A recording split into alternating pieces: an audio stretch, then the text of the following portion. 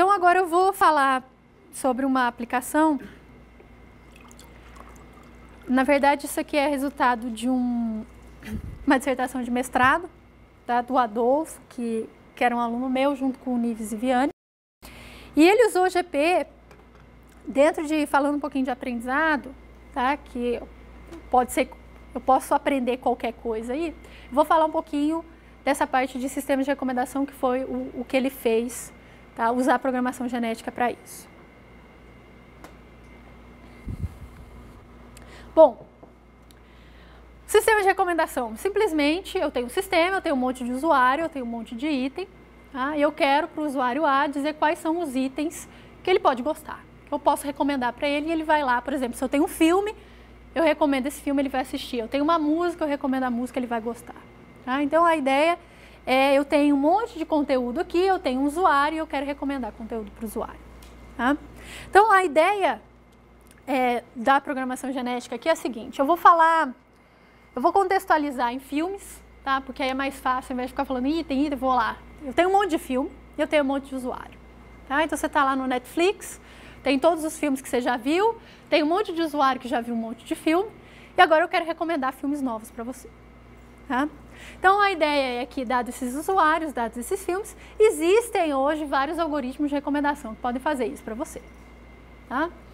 O que a gente vai fazer aqui? A gente vai tentar usar aqui programação genética para gerar o ranking desses filmes, que são aqueles que você tem mais chance de gostar. Tá? Então, lógico, a gente não faz isso do nada, né? Eu vou querer, então, o meu algoritmo de programação genética vai gerar essa função que ranqueia os itens, e aí, baseado nesse ranking, eu ordeno e falo assim, ó, esse é o que você vai gostar mais, o segundo mais, o terceiro mais, assim por diante. Tá? Rapidinho, eu vou dar só um contexto para vocês entenderem como que a gente seleciona terminais, não terminais, etc. Porque tudo é dependente de problema. Então, não adianta eu querer ficar falando aqui abstratamente, olha, eu fiz isso, eu preciso ter um problema para explicar. Então, esses algoritmos de recomendação, não sou expert nessa área, era o co-orientador que era, eu vou só passar por isso aqui. Tem 3 tipos principais de sistema, tá? O primeiro é esse de filtragem colaborativa, que é aquele sistema que faz o quê? Ele olha para usuários similares a você, e de acordo com o gosto de usuários similares, ele te recomenda coisas que os dois... Por exemplo, eu vi o filme A, você também, eu tenho uma similaridade com você, se essa similaridade é alta, então eu vou recomendar lá os filmes que você viu, B, C e D, e que eu não assisti. Tá? Então, a primeira é baseada em similaridade. Tá? A similaridade pode ser de usuários ou pode ser de itens, aqui eu estou falando de usuários. Então, essa é a primeira abordagem. A segunda abordagem é baseada em conteúdo. Então, eu vou lá e olho, por exemplo, as sinopses dos filmes, o tipo, é comédia, o ator era o tal, e baseado nisso, eu recomendo filmes parecidos, do mesmo gênero, ou que tem o mesmo diretor e coisa assim. Eu tenho um modelo que vai aprender a recomendar. E, por último, eu tenho sistemas híbridos, que são aqueles que levam em consideração tanto o texto, quanto a similaridade entre usuários e itens. Tá? Então, isso aqui está sumarizado nessa figura, né, baseado em conteúdo, híbrido e colaborativo. A gente vai falar aqui, só vai focar em colaborativo. Tá? Então, colaborativo é esse que olha a similaridade de usuários. Tá? Pode ser item, aqui é usuário. Então, esses métodos de filtragem colaborativa, eles podem ser de 2 tipos. O primeiro é baseado aqui em memória. Tá? O que é esse baseado em memória? Ele simplesmente tem uma métrica lá de distância que vai dizer, olha, a distância entre 2 usuários é tal, tá? E de acordo com essa distância eu vou fazer minha recomendação. E o segundo é esse baseado em modelo, que ele constrói um modelo em cima dos usuários do sistema, ele constrói essa função para dizer, olha, esses aqui são os mais parecidos e aí eu vou recomendar isso aqui para você. Ele não precisa... Volta. Na verdade, o que ele vai fazer, ele cria um modelo, tá? E esse modelo vai considerar lá tudo que ele tem que considerar automaticamente. Vou passar por isso aqui. O primeiro caso, que é o baseado em memória, o que ele faz? Eu tenho um monte de usuário, tenho um monte de item aqui. A primeira coisa que eu faço é calculo uma similaridade entre, no nosso caso, os usuários. Tá? Então, o que é essa similaridade? Como é que eu calculo isso? Tem umas métricas muito simples, tá? Eu não vou entrar em detalhes nela. Por exemplo, similaridade de cosseno. O que é esse V aqui? V é, eu vi um filme e dei 5 estrelas para ele. Ou eu vi um filme e dei 1 estrela para ele. Eu vi um filme e dei 3 estrelas para ele. Tá? No Netflix você assiste um filme, aí você vai lá e dá estrelas de 1 a 5 para ele. Tá? E quando eu calculo a similaridade de 2 usuários, eu vejo se vocês gostaram da mesma coisa. E para ver se vocês gostaram, eu vejo como que vocês avaliaram os filmes que vocês já assistiram em comum. Tá? Então aqui eu tenho várias coisas que eu posso utilizar, não vou entrar em detalhes dessas fórmulas, mas eu sempre tenho 2 usuários aqui e eu tenho as notas que eles deram para filmes diferentes. Tá? E a partir daí eu calculo uma métrica. Tem vários aqui, tá? Mas o que interessa é o seguinte, eu calculo essa métrica de similaridade, aí o que eu faço? Eu pego os N vizinhos mais próximos. Então, sou eu, tem 1000 usuários no sistema, eu pego, por exemplo, os 30 mais próximos, e a partir disso eu calculo qual que é a preferência por um conjunto de itens que eu tenho. Tá? É assim que o básico, que é essa baseada em memória, funciona. Como é que eu calculo essa preferência? Também tem outras fórmulas aqui para você fazer isso, que levam em consideração a média do número de estrelas que o item ganhou em relação àqueles que os usuários parecidos com você deram. Tá? Não interessa o que tem na fórmula. Esse aqui é o segundo tipo de modelo, que é muito mais sofisticado, que é a recomendação baseada em modelo, não é essa baseada em memória, que eu simplesmente calculo a similaridade pronto. Estado da arte são coisas como SVD, métodos de decomposição de matriz, muito mais complicado, etc, etc. Tá? Mas eles também, esses métodos, têm algumas coisas que eles usam aqui para criar essa relevância de itens, que é, por exemplo, eles têm esse BU e BI aqui que são bias. Qual que é a tendência do usuário avaliar aquele item ou daquele usuário se avaliar daquela forma.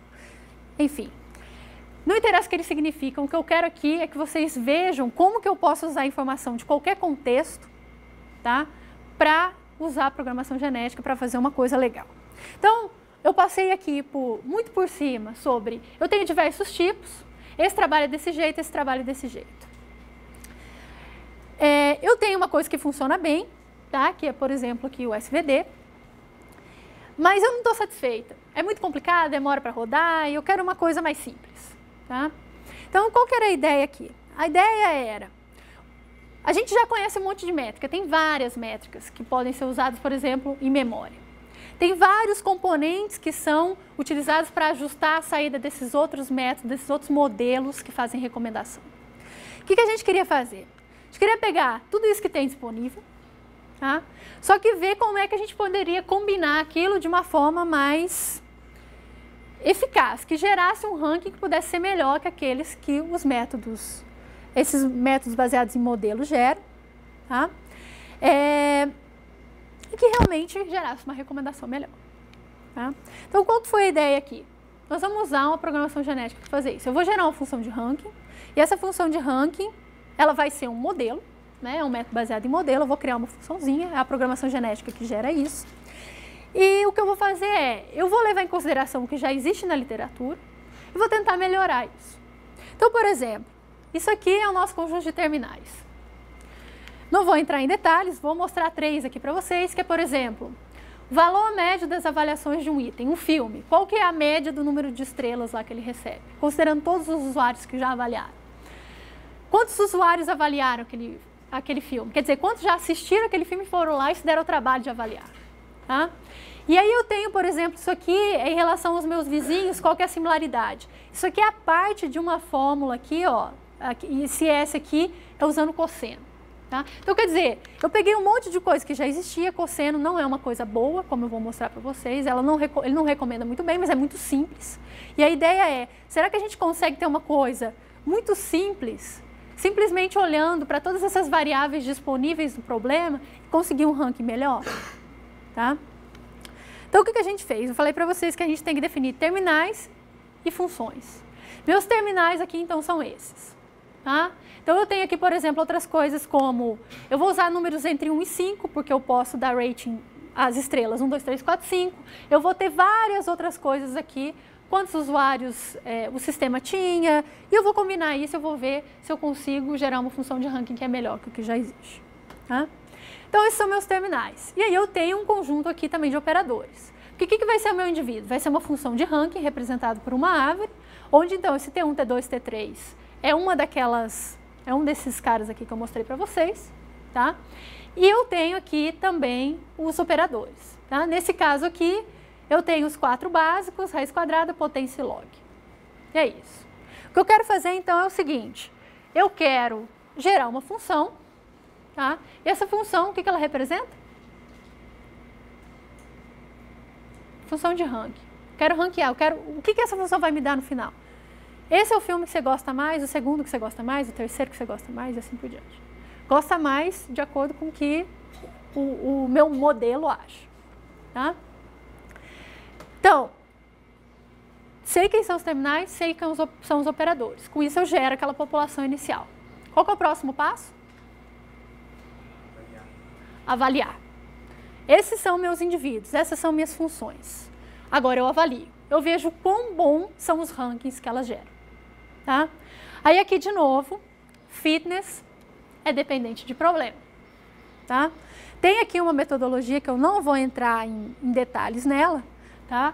Mas basicamente o que eu faço é o seguinte, eu separo todos os filmes que eu avaliei como 5 estrelas, e aí eu pego, para cada um desses filmes que era 5 estrelas, eu pego 1000 itens que eu não dei estrela nenhuma para ele. Eu não assisti o filme ou eu não avaliei. E eu vejo onde que esse aqui, que eu dei 5 estrelas, fica no ranking dos 1001. 1000 que eu não sei se eu gostei ou não, mais esse 1 que é 5 estrelas. E eu digo o seguinte, se ele está, por exemplo, se esses 5 estrelas aparecem entre os 10 primeiros do ranking, então eu acertei. Ou se ele aparece entre os 100 primeiros do ranking, eu acertei. Isso é uma metodologia que é comum para recomendação. Tem vantagens e desvantagens, mas é assim que eles fazem, tá? E a partir disso, de onde que é a minha posição nesse ranking aqui? Então, por exemplo, aqui eu tenho um ranking aqui e eu quero ver se esse primeiro cara que eu selecionei aqui, onde que ele aparece no ranking. Então, aqui ele é o primeiro do ranking. Maravilha, acertei. Eu faço isso para todos os relevantes. E no final eu tenho umas métricas aqui de precisão, revocação, novidade e diversidade. Tá? Precisão é quantas vezes que eu coloquei lá no topo do ranking. Tá? E são todas métricas, eu não vou entrar em todas as métricas, senão vai ficar 2 horas falando sobre as métricas. Tá? Novidade e diversidade, não adianta eu te mostrar um filme que você já conhece. Né? E não adianta você gostar do Poderoso Chefão, eu te mostrar os 5 do Poderoso Chefão. Eu quero mostrar coisa nova também. Não vou entrar nos detalhes. Tá? Eu vou mostrar aqui, isso aqui são 2 testes para 2 bases aqui, que é a MovieLens de itens e de filmes. Tá? Uma aqui é a 100K, que tem 100 mil avaliações, então 100 mil, eu sei se deu 1, 2, 3, 4 ou 5 estrelas, esse aqui tem 1 milhão. Eu vou focar nesses resultados aqui, até porque são os melhores, esse aqui a gente empatou. Tá? Mas eu não tenho tempo, eu vou focar nesse aqui. O que eu faço aqui? Então, para esses 943 usuários e esses 1.682 itens, eu quero saber, dado um usuário novo, como é que eu ranqueio os itens, os filmes, para ele assistir. E eu quero saber se eu consigo gerar uma função usando programação genética que consegue fazer isso. Tá? Aqui eu tenho é a única tabela que tem toda essa apresentação. Isso aqui é um método baseado em memória, também conhecido como cosseno. Eu pego um usuário, calculo a distância do cosseno para todos os outros usuários, pego os mais similares e gero uma relevância. E aí eu meço aqui aquelas 4 métricas lá que eu não entrei em detalhes, precisão, revocação, etc. Aqui quanto maior, melhor. É isso que interessa. Tá? Isso aqui é o PIO-SVD, que é hoje o estado da arte para fazer esse tipo de recomendação. Tá? Isso aqui são versões diferentes do meu algoritmo. GARD é o nome do nosso sistema, o GP que faz recomendação. Essa flechinha aqui para cima quer dizer que o meu resultado é estatisticamente melhor que o do outro método. A para baixo ela é estatisticamente pior. Tá? Isso aqui tem os parâmetros para vocês terem uma ideia. A gente tem 100 indivíduos na população. A gente itera o algoritmo por 100 vezes, tá? E aqui são as probabilidades. Tem uma probabilidade de cruzamento de 90, de mutação de 10, e isso aqui eu não vou entrar em detalhes, é do sistema. Tá? Mas só para vocês terem uma ideia, então, eu tenho aqui no final 100 indivíduos evoluindo por 100 gerações. Então, eu vou criando essa função, vou melhorando. Vou lá, avalio, seleciono, cruzamento, mutação, continuo. Avalio, cruzamento, mutação. Avalio, seleciono, cruzamento, mutação, continuo. Tá? Bom, essas métricas aqui são meio difíceis de ver o que acontece, porque vocês vão ver que elas mudam na segunda, terceira casa decimal aqui, tá? Mas se você olhar, o que está acontecendo nesse sistema aqui? Eu consegui gerar uma função, e isso aqui foi o que a saída do programação genética me gerou. Isso aqui é a função que ela gera. Tá? Então, ela tira a raiz quadrada desse T2 aqui, usa o T12 e etc. Que eu vou falar para vocês o que são essas coisas aqui. Mas o que está acontecendo é o seguinte, eu consigo acertar aqui em média 6,7% a mais do que o PIO-SVD, que é estado da arte. Tá? É isso que isso me diz. Agora, se eu olhar, o que é mais importante para a gente, é olhar isso aqui. Isso aqui é uma funçãozinha que tem 3 termos, tá? E esse é um dos grandes problemas de programação genética. Como é que eu interpreto isso aqui? Tá? Porque eu estou dizendo, eu tenho T2, T12 e T12. Tá? Se eu olhar lá naquela tabelinha, eu tenho definição de todo mundo. Né? O T2 é esse cara aqui, valor médio das avaliações do filme. Tá? O T12 é isso aqui, eu quero saber para um número de vizinhos aqui, qual que é a similaridade do cosseno entre eles. Então, na verdade, eu acabei reusando uma parte o cosseno, que é um dos métodos que eu comparo, só que eu melhorei em cima dele. Tá? Se eu olhar aqui, né, esse cara aqui é o cosseno, e eu sou melhor que ele. Tá? Se eu olhar esses números aqui, eu sou sempre melhor que ele. E, na verdade, eu uso ele aqui. Então, quer dizer, eu estou fazendo uma correção aqui, eu estou melhorando isso daqui, eu consigo ganhar mais. Tá? Um dos grandes problemas, como eu disse, é interpretabilidade. O que isso aqui quer me dizer? Bom, eu sei que eu estou olhando a média dos usuários, estou tirando uma raiz quadrada disso e por aí vai. Tá? Mas esse continua sendo um dos grandes desafios. Né? Se você não aceita um black box, se seu modelo não pode ser uma coisa que você não consegue entender, como muitos outros modelos na literatura geram, tudo bem, isso não é para você. Mas muitos outros modelos também não vão ser para você. Tá? Embora eu possa, com uma abordagem muito parecida com essa, eu possa gerar regras. Se eu trocar aqueles meus operadores, ao invés de serem operadores matemáticos, eles viram AND e OR, tá? Virando AND e OR, eu consigo fazer outras coisas completamente diferentes. Eu consigo, ao invés de usar só um atributo, eu usar um atributo maior, menor ou igual. Consigo fazer muita coisa aqui. Tá? Então, esse é um caso específico. Tá? Bom, mas agora voltando à minha primeira pergunta, lá do início. Tá? Que a gente falou que eu tinha alguns desafios dentro da parte de computação evolucionária em relação a essa comunidade de aprendizagem de máquina.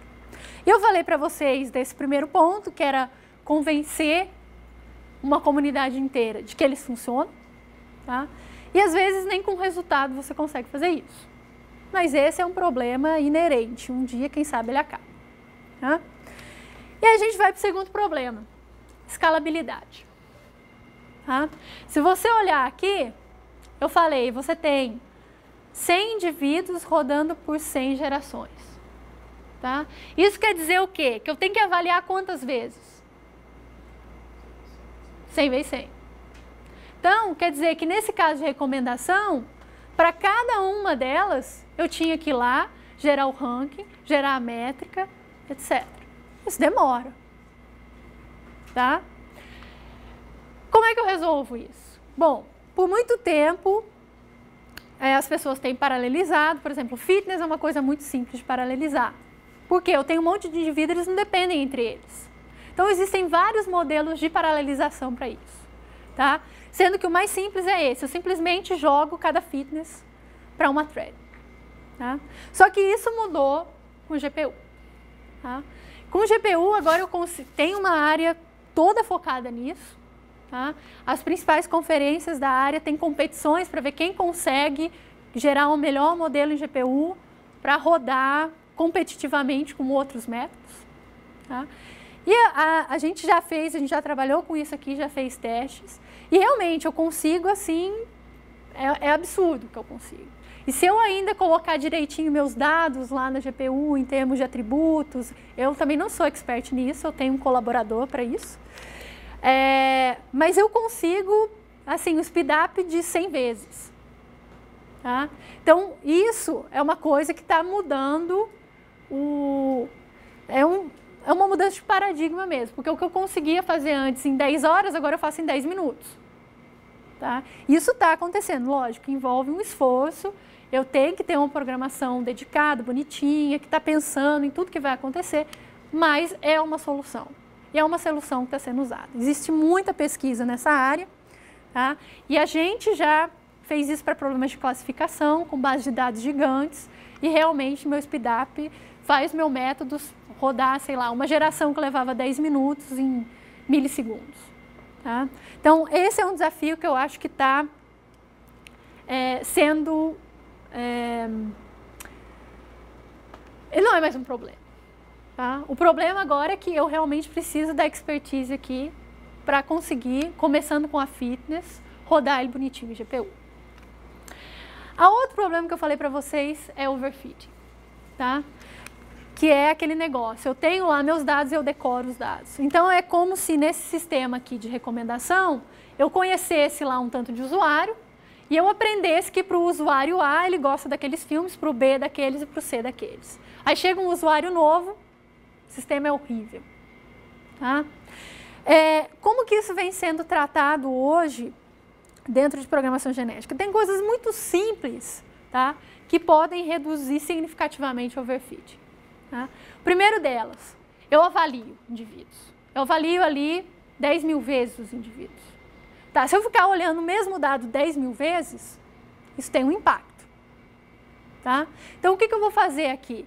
Eu vou parar de olhar para os mesmos dados 10 mil vezes.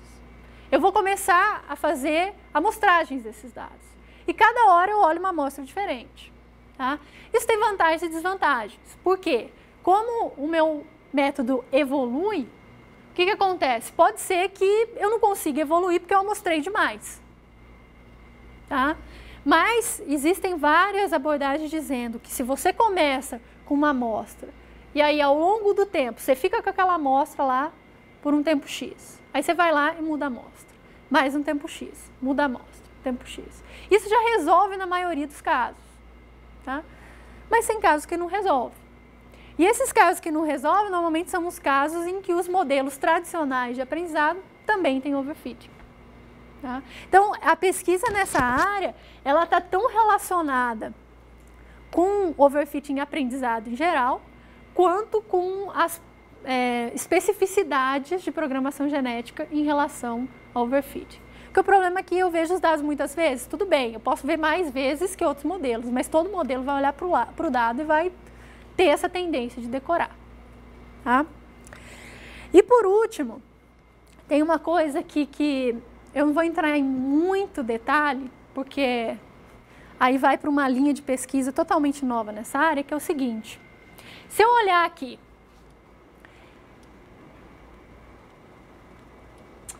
eu tenho essa árvore, tá? Aí eu falo assim, eu vou fazer cruzamento. O que eu faço no cruzamento? Como é que faz cruzamento aqui mesmo? Eu pego aqui, por exemplo, esse cara aqui e mudo com outro cara, mudo totalmente uma subárvore. Mudei, virou outro indivíduo. Só que o que acontece? Quando eu faço isso, como eu falei lá no início, que eu devia ter copiado meus slides do começo para o fim, por algum motivo eles não estão aqui, eu não olho para a semântica, que dados que eu estou acertando ou errando. Eu simplesmente olho, tem um cara aqui que é T2 vezes T3. Aí eu vou lá e substituo ele por um T4. Tá, isso é sintática, eu não olhei que diferença isso fez nos meus dados. Tá?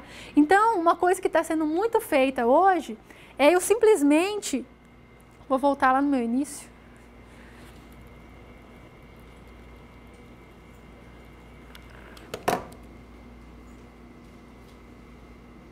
Ai, cadê minha figurinha bonitinha?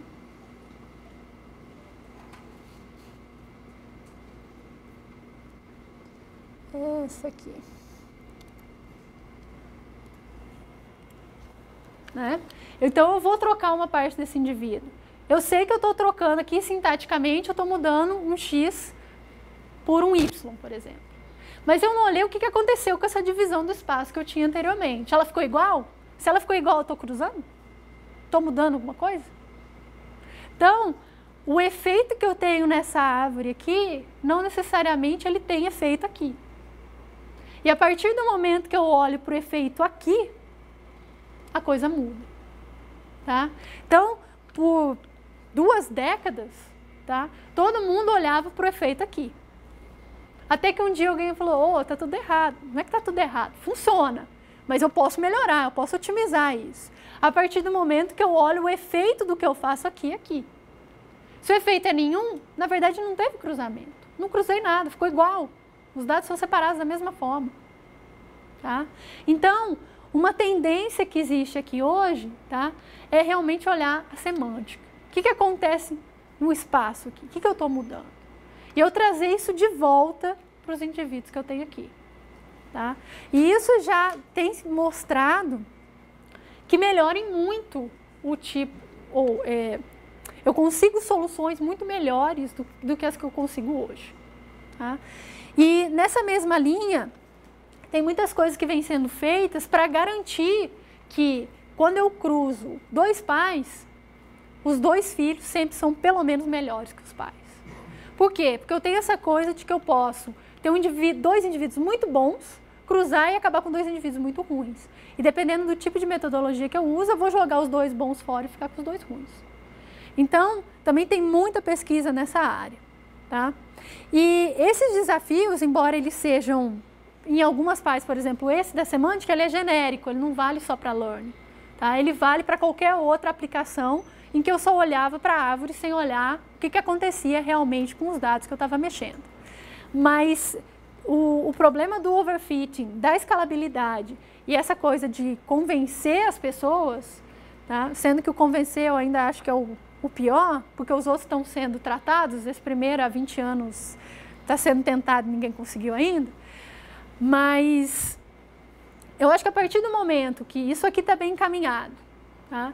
Isso aqui a gente consegue transferir muita coisa que é feita pela comunidade de learning em geral para passar para cá.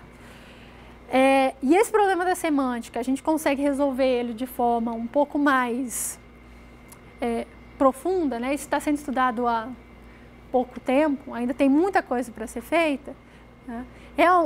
Realmente você está realmente estudando esses problemas que hoje, às vezes, deixa a gente um pouco para trás em relação a outros métodos de learning. Tá? Então, resolvido isso, simples, né? Não há nada que muita pesquisa em muitos anos não resolva, eu acho que a gente tem esse desafio, né? A gente realmente foi lá, fez o que tinha que fazer e deu tudo certo. Tá? Então, assim, era isso que eu tinha que falar. Eu vou acabar com o meu primeiro slide, já que eu vim de trás para frente.